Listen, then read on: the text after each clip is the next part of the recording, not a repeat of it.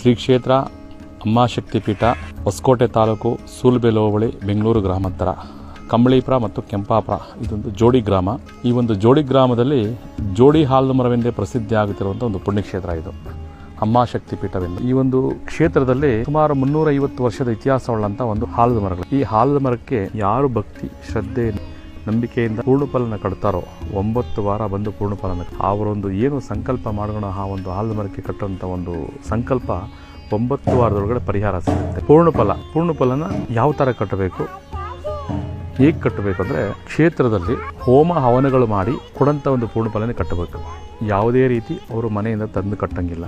9 ಫಲನೆ ಏಕೆ ಕಟ್ಟಬೇಕಂದ್ರೆ ಈ ಒಂದು ಜೋಡಿ ಆಲದ ಮರ ಮಧ್ಯದಲ್ಲಿ ನವದುರ್ಗೆಯರನ್ನ ಪ್ರತಿಷ್ಠಾಪನೆ ಮಾಡಿದ್ದೀರಿ. ಈ ಒಂದು ನವದುರ್ಗೆಯರಿಗೆ ನವಫಲಗಳಂದರೆ 9 ಫಲ ಕಟ್ಟಂಥದ್ದು ಇಲ್ಲಿ ಪದ್ಧತಿ.